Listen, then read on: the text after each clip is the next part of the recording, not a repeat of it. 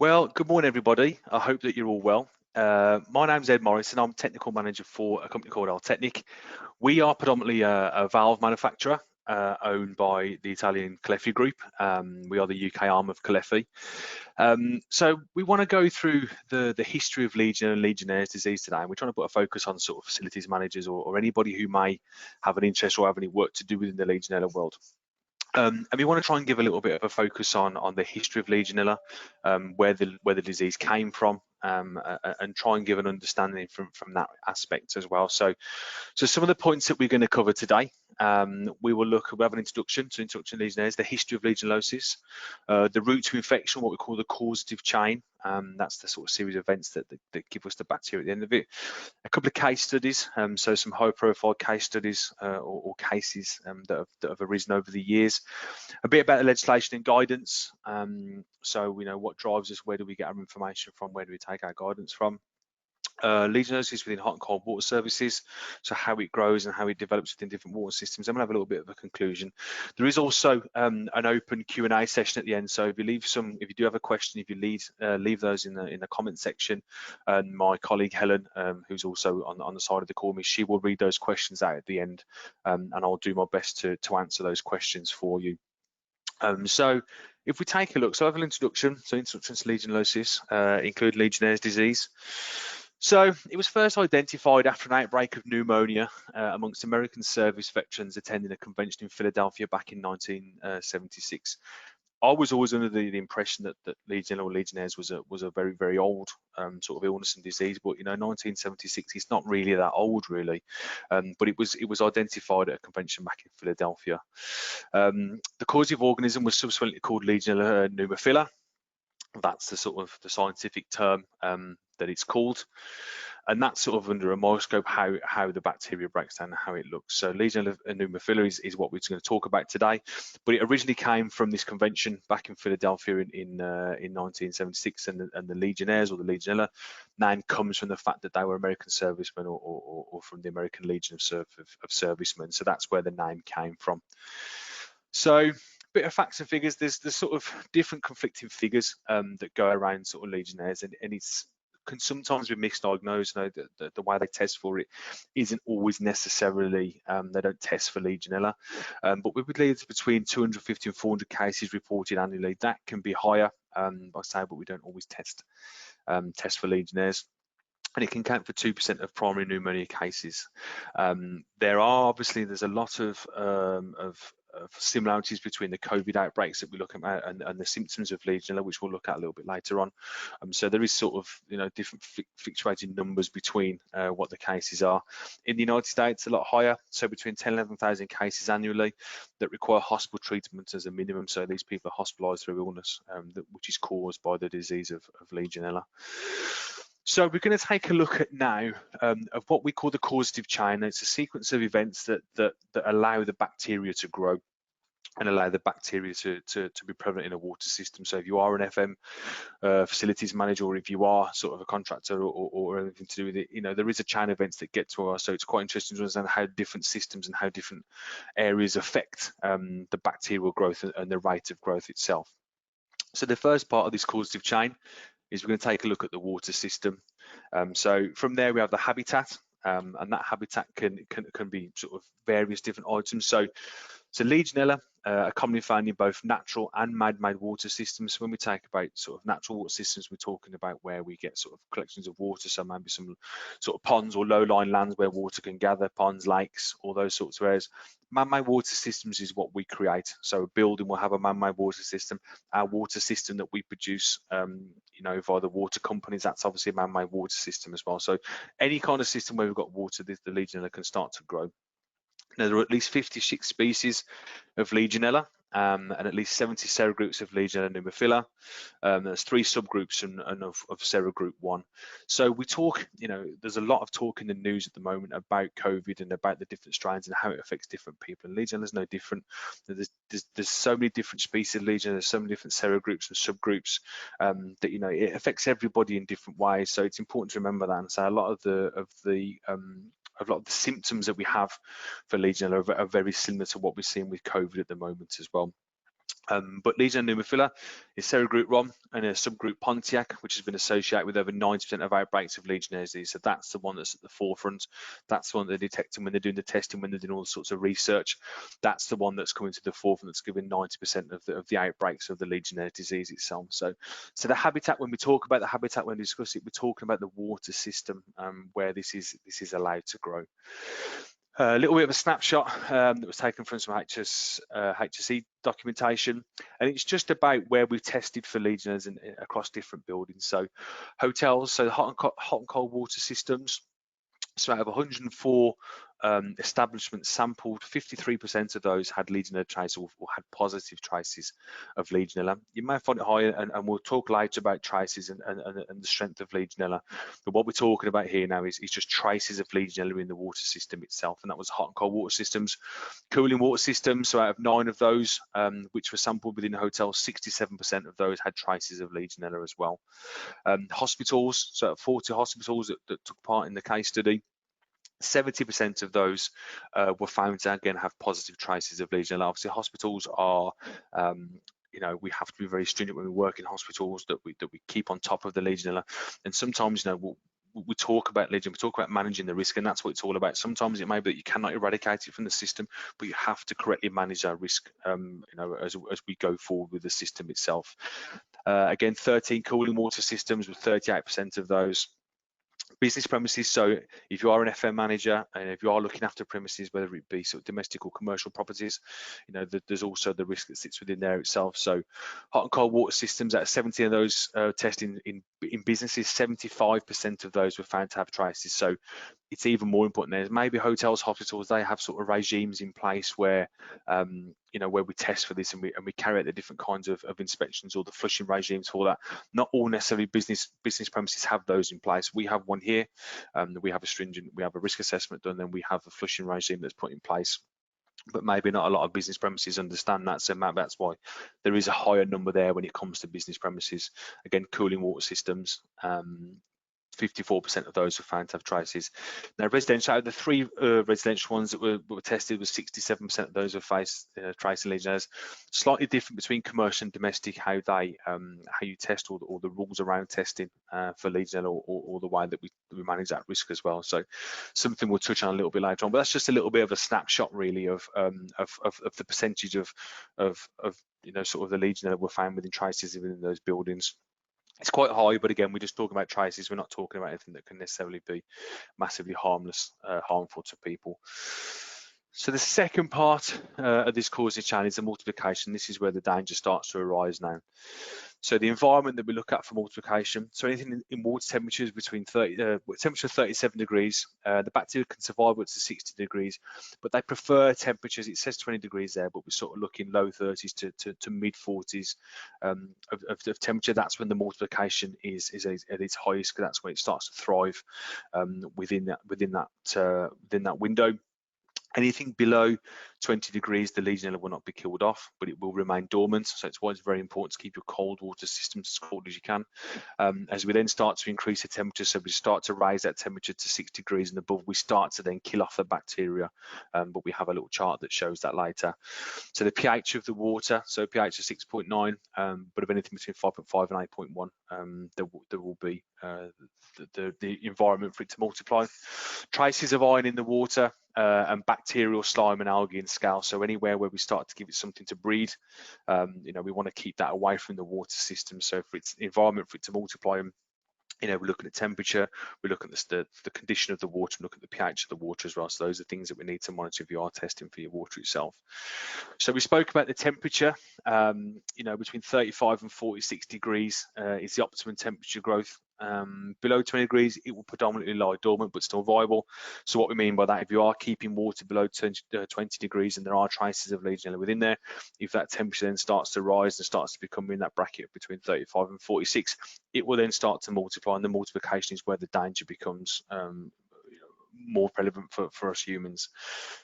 If we start to raise the temperature further, so if we take it to 50 degrees, it's a 90% kill within 2 hours. So there is start to pasteurize the system. So if you are going to 50 degrees, it will start to kill off, but it's going to take a prolonged period of time, and that period of time is up to 2 hours. When we start to go high again, so above 60 degrees, we're looking at a kill time of 2 minutes. So a lot of people pasteurize at 60 degrees or store water at 60 degrees, sorry. And the reason they store the water at 60 degrees is because it doesn't really give it the chance to multiply, but it will start to kill off the bacteria as well. So we're looking at a kill time of 2 minutes on that one. And then again, if we start to increase, so again from 70 degrees, we start to look at a rapid kill. So 100% rapid kill. And you'll see sometimes if people carry out thermal disinfections, they will increase their stored water temperature, the pasteurizer, to 70 degrees. They'll store it there for a period of time.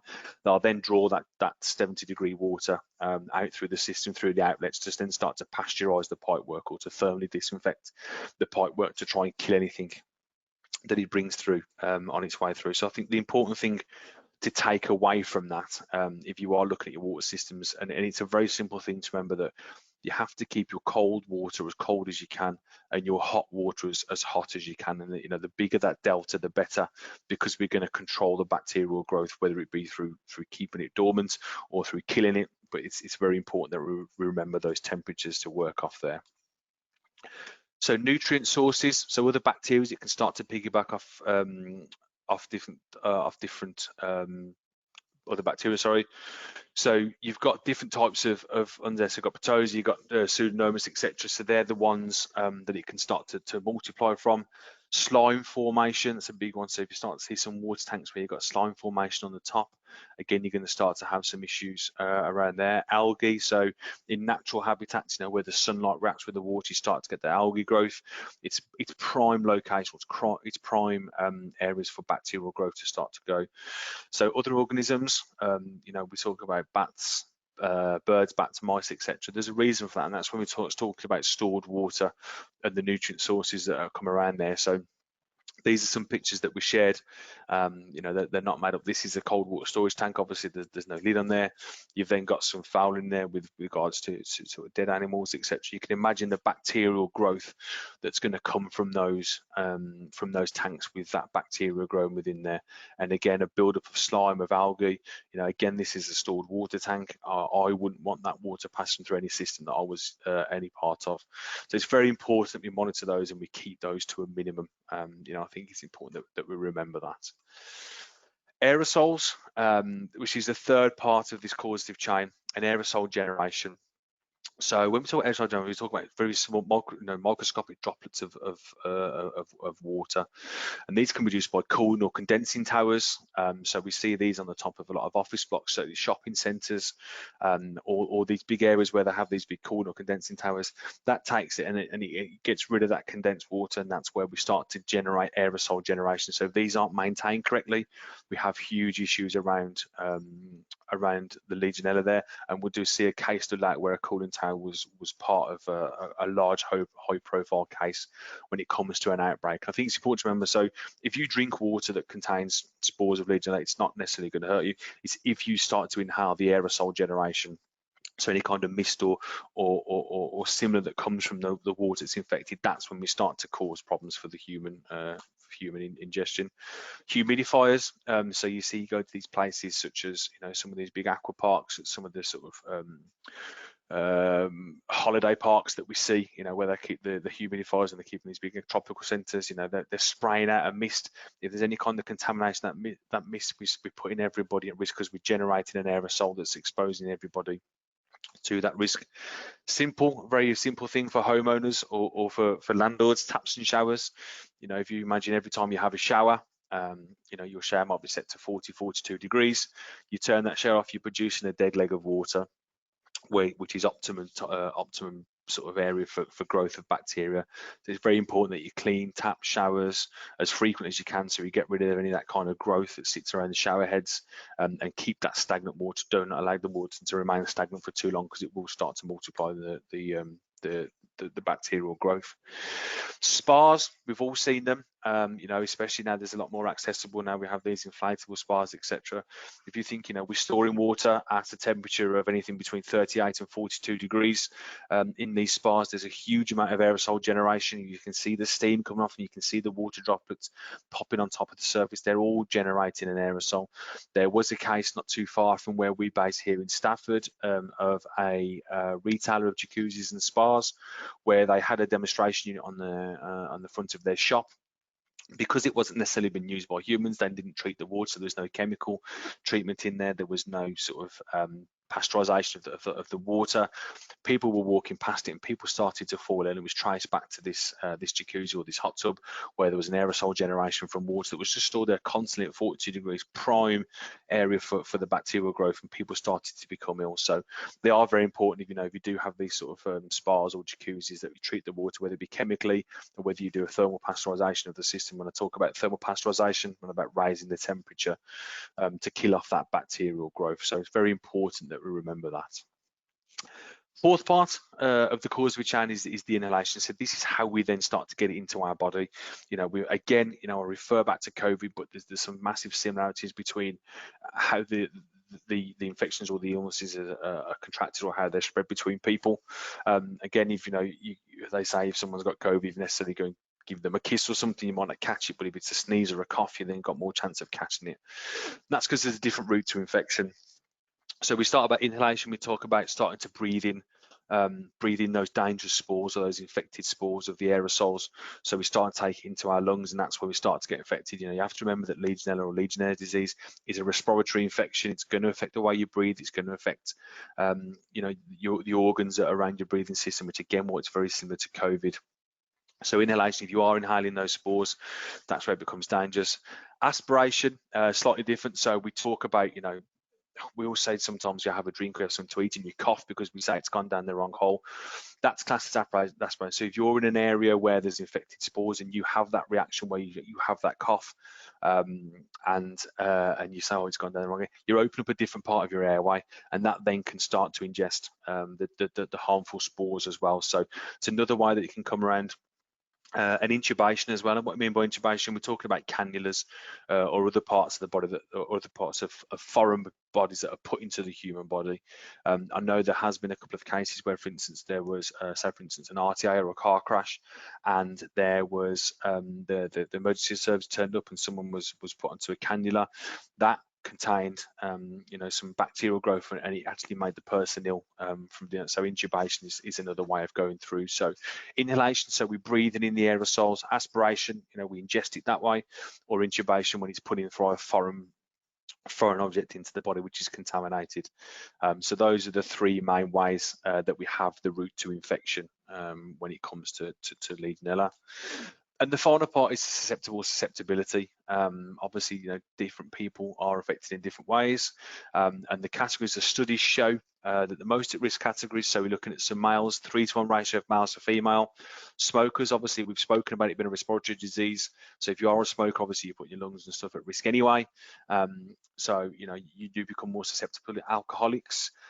The alcohol affects our body in different ways. So the more that we drink, our organs are affected by that, so that's more risk.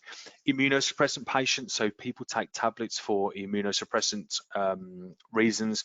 My wife has an illness where she has to take tablets to suppress her immune system, so that makes her more susceptible to it, as it did with COVID. So we have to remember that, because their body can't fight the infection the same as it was from somebody who was healthy. An age group of 45 plus. So if you are of the older generation, again, there was a lot of stuff in the news about the older generation that were being affected by it.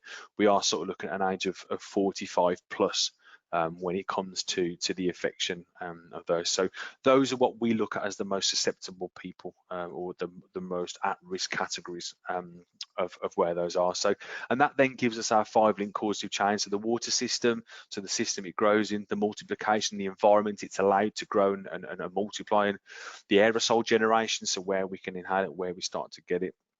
And then obviously the susceptible people, or the people that are more susceptible to the infection as well. So we'll look at a couple of case studies now, some high profile cases. There's 3 that we'll take a look at. So the American Legion Convention in Philadelphia, this is where we spoke about before. This was the original source of Legionella.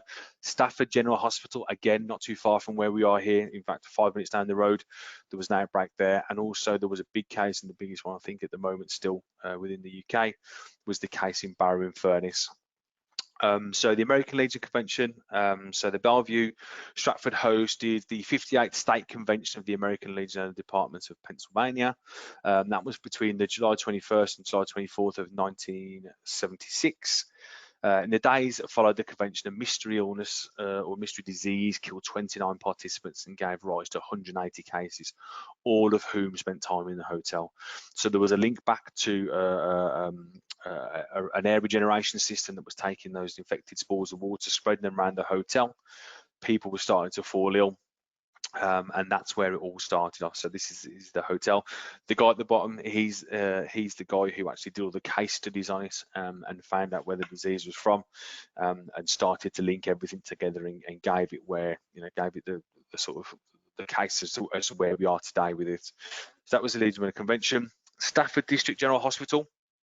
So there was a large outbreak of Legionnaires disease. It was associated with the Stafford District General Hospital. There was a total of 68 confirmed cases were treated in hospital, and 22 of those patients died. So imagine you go into hospital for an illness and then you contract another illness which kills you. It's really not an ideal situation to be in for anybody. There were a further 35 patients, 14 of whom were treated at home with suspected case of Legionnaires disease. And all the patients have visited hospital in April of 1985. So again, it's not very old. It was traced back to a cooling unit in the outpatients unit. So people were going as outpatients and they were sitting in this infected air. I think it was in a doorway. So these people were walking through it and inhaling those infectious spores or aerosols, and it killed 22 patients. So you imagine, for a hospital to lose 22 people through one single avoidable sort of illness is quite a big thing, really. So that was one that happened back in Stafford in 1985. There are people who work in our offices today who still remember and still talk about it. So it was a big thing back in the day. Now, one of the biggest ones, I still think to this day, maybe the biggest one, was Barrow-in-Furness. So there was 172 people were left seriously ill, and they're believed to be infected by Legionella bacteria, which were discharged from an air conditioning cooling system in water droplets above a busy alleyway. So we'll look at some pictures later of where it was.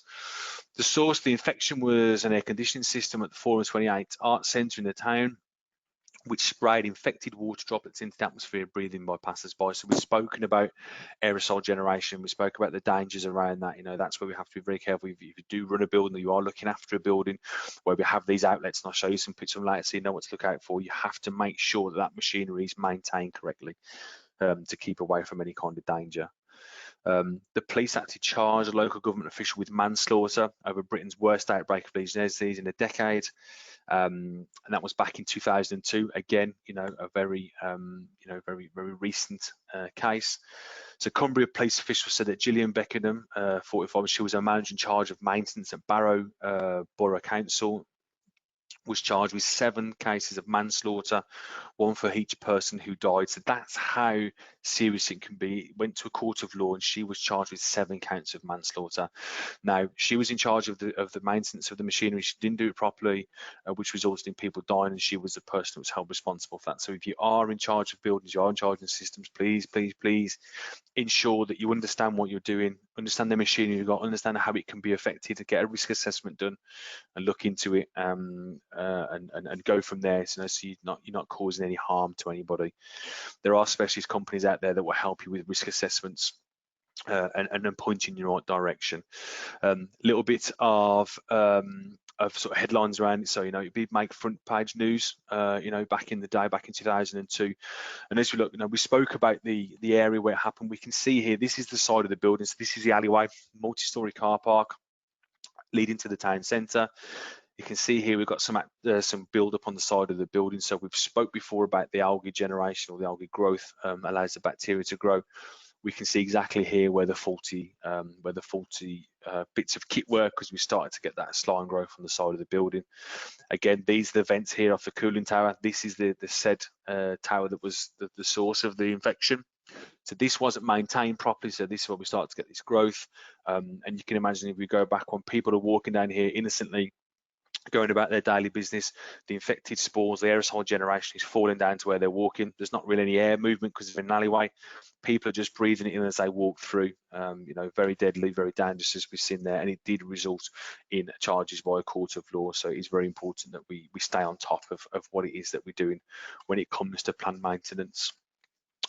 So a little bit of legislation and guidance that sit around where we get our information from. Again, we are, I say that we are a valve manufacturer, but there are companies out there who deal solely with the likes of Legionella control and the way that it's done with the risk assessments, etc. So a couple of documents to the health, the HSE, the approved code of practice in Inhalation, that's Legionnaires Disease, and that's control of Legionella bacteria within water systems. And there's a common theme that we'll see here as we walk through, and I'll talk about it at the end. Health and safety going to HSG 274 pots 1, 2, and 3. Legionnaires Disease, that's the technical guidance that sit around that. The NHFG states, so the HGMO 401, and that's the control of Legionella in healthcare premises, the code of practice. That's sort of when you talk about TMVs or mixing valves and stuff, they'll work to HGMO 4. That's what the NHS states put in place to protect hospitals in their control of it. So COSH, the control of substances of hazardous to health. Obviously, if the water is infected, it can be classed as a substance hazardous to health. So the COSH around that. So CIBSE, or the Chartered Institute of Building Service Engineers, so their technical memorandum TM13, which is minimising the risk of Legionnaires disease, and also there's the British Association of Chemical Specialities Code of Practice and the control of Legionella by safe and effective operation of cooling systems.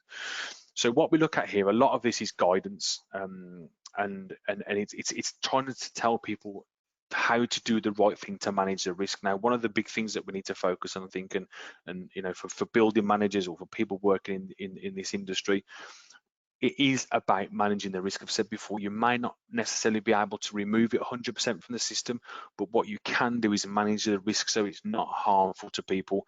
So I will say contact specialist companies, there's plenty out there. They will come out, they can give you risk assessments, they can tell you the parts of the building at higher risk, what you need to do to manage that risk, put your flushing regimes in place.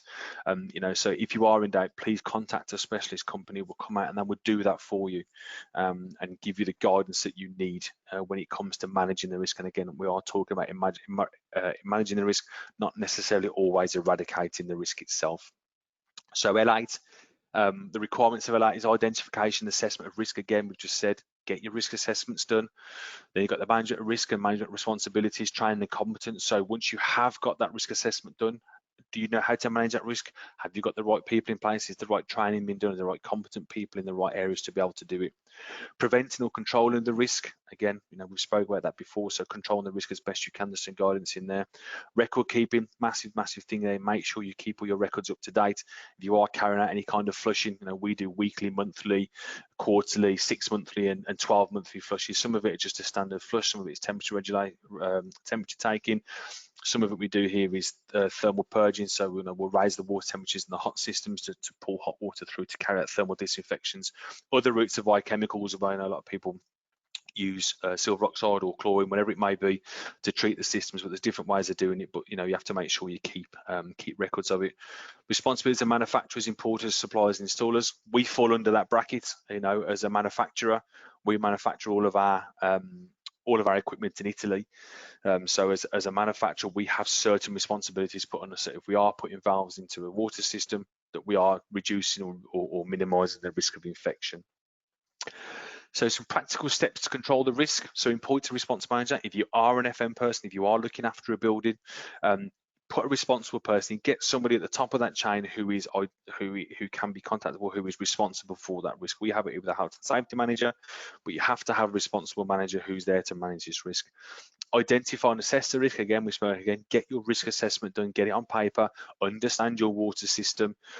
You know, it's okay being in control of the building, but do you understand how your water system works? They're living, breathing things, you know, they run all over systems. You may not know where certain areas of pipework are.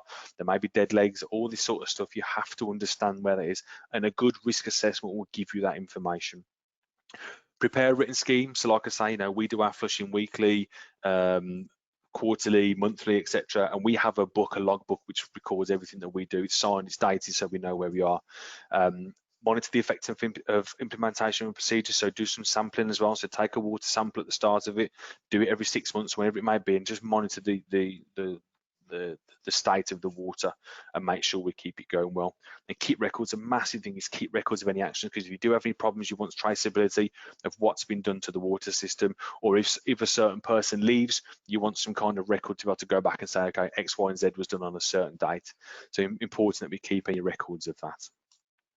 So supply responsibilities, designs, manufacturing, importers, that's what we are. We probably come under all those brackets here at Altecnic. So ensure that risk is avoided. And what we mean by that is we say, for instance, we make thermostatic mixing valves, which have a massive part to play in hot and cold water systems, because we take in the hot water from the system, we're taking the cold water, and we're blending it almost to an unsafe temperature, because we blend it to that 40, 42 degrees. Now, we test all of our valves in Italy before we send them out. And one of the things that you probably don't realise that we have to make sure, so we wet test a valve. If we then just take that valve off a test rig, put it into a packing crate ready to be shipped over to the UK, Italy's got high ambient temperatures. Those droplets of water can then start to rise in temperature. They can then be exposed to sunlight. They can then become a massive risk. So we have to make sure that we dry all of our products that are wet tested. We have to there's no way that we can introduce a valve into a system where there can be the potential for risk or the potential for harm. So that's part of the stuff that we have to do as a manufacturer and importer, and provide adequate information on safe operations. So we have to have all that documented. So if someone says, okay, how do you send over your mixing valves or your pressure reducing valves, we then have a procedure in place and say, this is how we are dealt with it at our headquarters in Italy prior to it coming over to here and put into the water system. So we have all those operations in place. Service providers, there are, like I say, many companies out there that are service providers that work within this the industry. So they've got to provide adequate information of what they can do. Ensure staff adequately trained. There's nothing worse. I was an engineer on the tools for 20 odd years, and there was nothing worse for me than going to a job and I hadn't been trained on what to do. It's not fair on me. It's not fair on the operative. It's also not fair on the customer. So they're paying for a service. They want to ensure that the person that's going to carry out their work is adequately trained. I think that's an important thing to remember. So if you are a service provider, please ensure that all of your staff are adequately trained to understand what they're doing and to be able to carry out their work safely and in the best way that they can. And clearly define your limitations. Don't promise the earth and deliver nothing. If you are a company that specialises in doing risk assessments, it's specialised in doing water flushing, be clear with that and be clear in what it is that you're carrying out. So make sure that they are clear on all those procedures, and that you're not underselling yourself and putting yourself in a situation which could create harm or damage to others around you as well. So roles of responsible person, we spoke before about having a responsible person. There is a chain that sits within the business or an organisation if you are looking after these systems where we sit with this. So a clear line of communication must be agreed and persons involved must sign an agreed declaration of their duties and responsibility. We have it here. Every building that's got these risk assessments in place should have a signed declaration to say that all the people that are dealing with the system are adequately trained to deal with it or to understand the flushing regimes or everything they're doing. They understand what their role and responsibilities are. So the duty holder, so the person with ultimate responsibility, they should appoint a person or persons in writing to take managerial responsibility and prove supervision for implementation of precautions. Statutory duty normally falls to the business owner, managing director, or the person in control of the premises or system concerned. So within here at Altecnic, we have our managing director who starts as a duty holder, but then he then puts out the responsibilities to other people. So our health and safety manager, to myself as technical manager, and then you form like a Christmas tree of responsibility then down the system. So the responsible person is an appointed competent person, is someone who is in a suitable, sufficient position of authority to oversee various people's tasks, as well as having a budget control of authority to act. They should also ensure the competence of any contractor carrying the work. So that falls between myself and our health and safety manager. We both have budgets we've got access to. The reason you have that is if something needs to be done quickly, you don't want to be jumping through hoops to implement it. I can say, yes, we need to carry out some remedial works. I have the budget to do that. Go ahead and do that. You don't really wait in 2, 3, 4, 5 days with a potential dangerous situation. So that's why we have a responsible person. And then we have a deputy responsible person, and is responsible for supervision of staff, engaged in relevant operational duties, should ensure the correct procedures are followed and the deadlines are met. When a responsible person is not available, an authorised duty person should be appointed to cover or maintain that. So that's just somebody who's there, who can oversee that and see everything that's going on and carry out any works that need to be done. So the flushing, identifying a risk that they come across. We had an instance here today. We have a big booster set on top of our test room because we'd had some hot ambient temperatures. The water had risen above 20 degrees. It's something that was picked up by somebody. We were in a position where we could drain that tank and flush it and put it back into a safe operation within a couple of hours, because we all had the responsibility or the role and responsibility to be able to do that, so we could action it quite quick. So it's important that we have that chain in place. Legion hot and cold water services, so standard, if you're looking at domestic property, a hot and cold water service, so cold water storage system, your vent pipe, your showers, your basins, your baths, your cold feed and your hot storage. That's just a very quick overview of a hot and cold water system. Obviously, in some of the commercial properties, it's slightly different. It might just be a larger scale to what we have here, but they're all very similar, just in different scales itself. So that's the standard hot water service. If we look at an unsatisfactory system, so what we've got here, we've got a tank. So there's no lid, no air vents, no filter, no insulations, nothing like that tank. So it's just exposed to all the elements. We saw before that bacterial growth, we saw the dead animals in there. All that is going to become susceptible because there's no lid on that tank. Cold feed and discharge in the same time, so that's allowing possible stagnation. What we mean by there, if that tank is to be run, so if someone's drawn an outlet and it's refilling itself, if the outlet and the feed on the same side, we can just create a siphon effect, so the fresh water just going straight back out, which is great for the system, but the stored water within that tank is not getting turned over quick enough. So we have to make sure that we have it on separate sides. Water, there's no insulation, there's no lids. That water could potentially sit at 26 degrees, bacterial growth at an optimum. That means that distribution and storage temperatures are high, too high for what we want to look at. We want to be keeping it below 20 degrees, and we're still getting a temperature of 26 degrees draw off after 2 minutes. So that, we're not looking at a satisfactory system there. There's too many errors that sit within that system itself. So we look at a satisfactory cold water system. So we've got a lid on the tank now, so we're preventing any fouling. The water, we've got an insulated tank, is sitting below 20 degrees. We've got insulated distribution pipes, so we're keeping the cold water cold, the hot water hot. We're not allowing for any sort of thermal gain or thermal losses through the pipe. And we're getting cold water draw off of below 20 degrees within 2 minutes. So we're looking there at a satisfactory system. We're insulating the tank, we're insulating the pipe work, keeping the tank sealed and making sure there's nothing in there that's going to cause us any problems moving forward. Couple of tanks here, so a little bit of a review of what we're to look out for. So the two green ones, clean tank but slight corrosion on bolts, some light debris but corrosion on restraining bars. So those are relatively clean. They would be okay. That they would probably pass an inspection. As we move down, so the sort of amber looking ones, so you've got moderate fouling, suggest cleaning within 12 months, or slight surface scum indicating poor turnover and large debris count, and that must be clean. So we can see here we're starting to get some growth. At some point that's going to have to be cleaned and that water turned over, because we don't want to have any risk of any growth. If we start to look at some poor tanks here, so heavy debris and corrosion internal parts require remedial work, so we start to get corroding steel. For whatever reason that's in, if it's reinforcing bars in the tank, they're going to have to be reworked. Severe stagnation indicating the tank is unlikely to be required, and the reason for that is that water's not being turned over. If you're not getting good water turnover within 24, 48 hours, is that tank really required, because you're just not using that volume of water itself. The bottom ones, we're sort of showing some heavy scale requiring more regular cleaning and disinfection. So it is in a scenario where it's going to start to scale up or foul quickly, you're going to have to look after that tank in a slightly different way. And here you can see the gel coat start to foul, and we start to get these dark spots of mold or bacterial growth on the side of the tank itself. So again, that's something that's going to have to be worked on straight away. But it's simply done before and after. Clean the tank, drain it, give it a clean out. So there are specialist systems out there, or specialist companies out there that do this, and they take control of it and can do all this sort of stuff for you. So it just shows how easily done it can be when it comes to cleaning the tanks itself. Shower heads, at home you may look up and see your shower head start to get some black growth around it. All that is bacterial growth. All that is perfect areas for pseudomonas to start to grow, for bacterial growth of Legionella, etc. So it's always important that, if you can raise your hot water through there, absolutely, but remove the head, give it a good wash, make sure we remove all that bacterial growth, and we can start to move forward, in ensuring these areas are safe to use. Important one as well, I had the unfortunate event of having to use an emergency shower once I was working in an acid plant where the acid pipe had blown. So we had to use the emergency shower. Thankfully, the one I used was clean. However, if these aren't maintained properly, if you do have these in abundance, please treat these as a storage tank. If I was, if I had open wounds from a burn or whatever else, I wouldn't want that sort of water to be dumping down on me. You're going to cause huge amounts of infection for the body.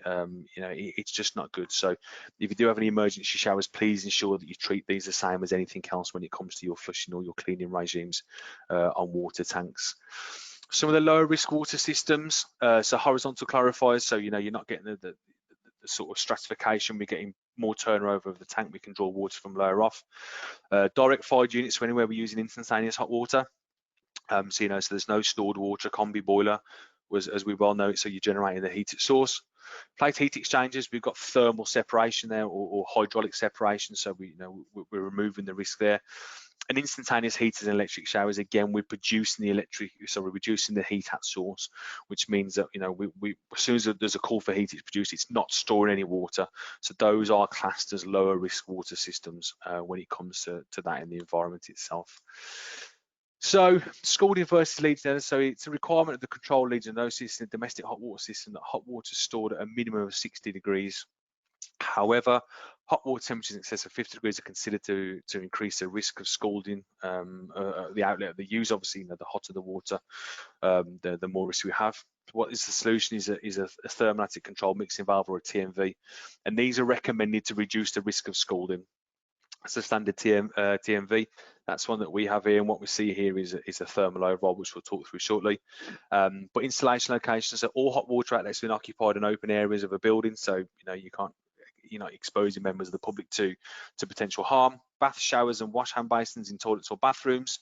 A lot of issues come around full immersion, so if you don't have one fitted to a bath, if you pour raw hot water to a bath and somebody gets in it, you risk killing that person, let alone causing a huge amounts of burns and scalding and stuff. So that's why we fit them to those areas. Staff room sinks, where there's a high turnover of people who expect to come on and have usable, safe hot water. Now, food preparation kitchens are slightly different because we want to keep the water temperature high. We want to look at 50 degrees plus for the degradation of grease. So they may be exempt, but you do have to fit a sign there that says it's harmful. This is a valve that we sell. So the way the mixing valve works, taking a hot supply and we're taking a hot supply and a cold supply. We're blending that together in here to give the safe usable temperature of between sort of 35 or 42 degrees. Obviously, that leads to an optimum area of growth. We have a thermal override on this, which means we can disengage the cartridge, which means we isolate the cold, and we just pull in raw hot water through, so we can pasteurize and we can purge through the system to ensure that we pull in or disinfecting that mixed outlet as well, where there could be potential risks for harm. So a little bit of a conclusion. So Legionella bacteria is probably present in most water systems, but the task must be to prevent the multiplication.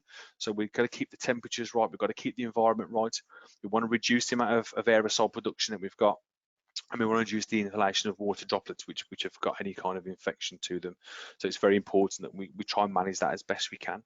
Particular care is needed in buildings which house or where the systems are located near high-risk population, for example, so the hospitals or residential elderly healthcare. We spoke about the age of people being more dangerous. So it's very important to remember those sort of areas are controlled better as best we can. And when the guidelines are fully implemented, then the risk of infection will be minimised. We talk about all about this is minimising the risk, and that's what we're sort of looking at doing, is minimise risk. You can't remove it, but it's about minimising the risk itself.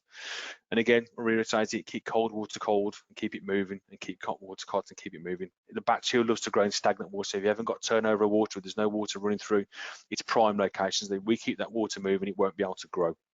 So it's put cold water hot, and so cold water cold and the hot water hot, and that's how we tend to move forward with it.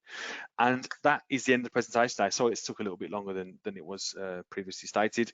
So if anybody has got any questions, Helen, I'm happy to try and answer them as best I can. Yeah, thanks, Ed. The first one that came in was, where can I find a copy of the guidance? I assume the L8 guidance. Yeah, L8, so there's a HSE, so the hse.gov website. There's some guidance on there for the L8 document. But if you can put some information into Google, you will find all the different places where you can find that information on the HSE stuff or the L8 or any other guidance that go around it as well. A question came in: how do you minimise the risk of Legionella colonisation downstream of a TMV, so I guess the dead leg?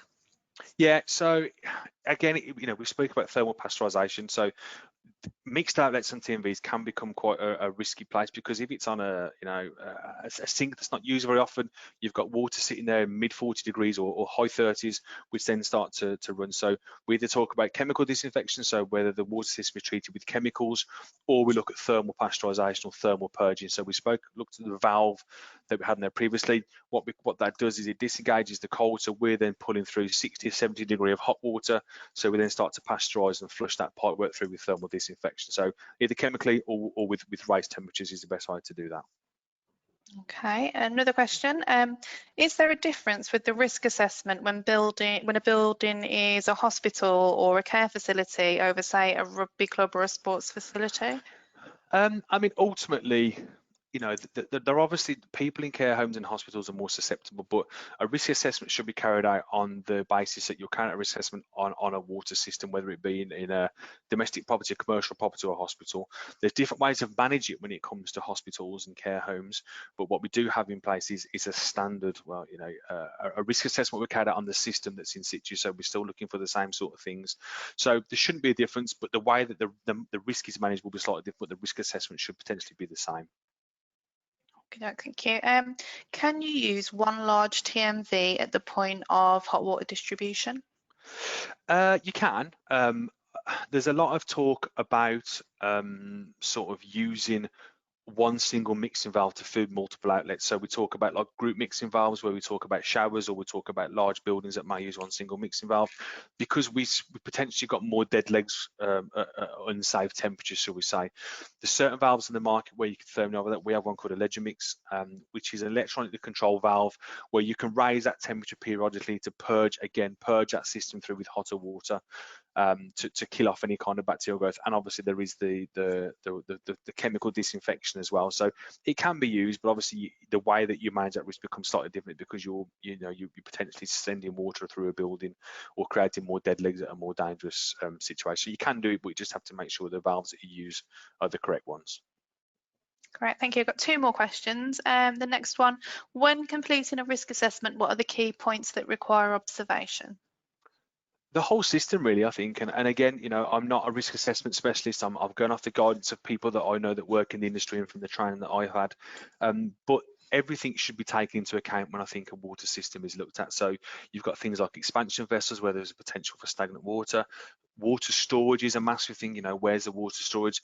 The outlets of the system. So, you know, you may have taps in a system that are very rarely used, which can obviously create more problems and create bacterial growth because of dead legs in systems. So there's been any kind of pipe work alterations, you know, has that created a dead leg? So there are many points, but you know, a professional person who works in the industry, who carries out risk assessments, will know what to look for, and they will inspect the whole system to ensure that that risk assessment is carried out thoroughly to cover every point of the system. And they'll give you a written breakdown of the risk assessment and then what you need to do then to manage that risk. And then we've got another question that's just come in, actually, so we'll finish on this one. Okay. What scheme do you follow to protect residential PRS schemes whilst you are handing over the scheming phases to prevent pseudomonas developing? I don't know.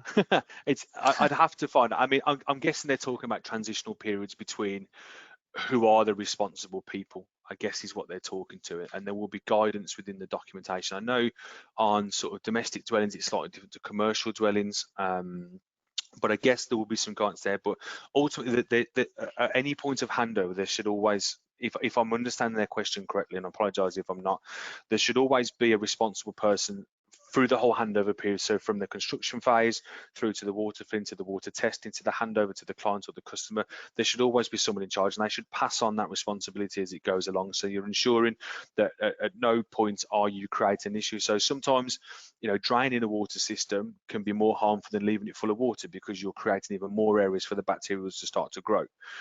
So it's all about understanding the system you've got, the requirements that the system is going to need. Is it going to sit there dormant or redundant for a long period of time? If so, someone's going to have to put a flushing regime in place to ensure that it doesn't become a risk moving forward. You know, there's a big thing at the moment about the reactivation of buildings, and we have a separate presentation on that, about things that you should consider if a period like we have with COVID, unprecedented times where offices and buildings have shut down, and all of a sudden we've just gone home. We all remember to turn the lights off. We all remember to shut the doors and lock the doors, but we tend to forget about the water systems. You know, buildings have been made COVID secure, so they've all got, you know, your social distancing on your screens, but you've got to take into account the water as well, the water systems in there.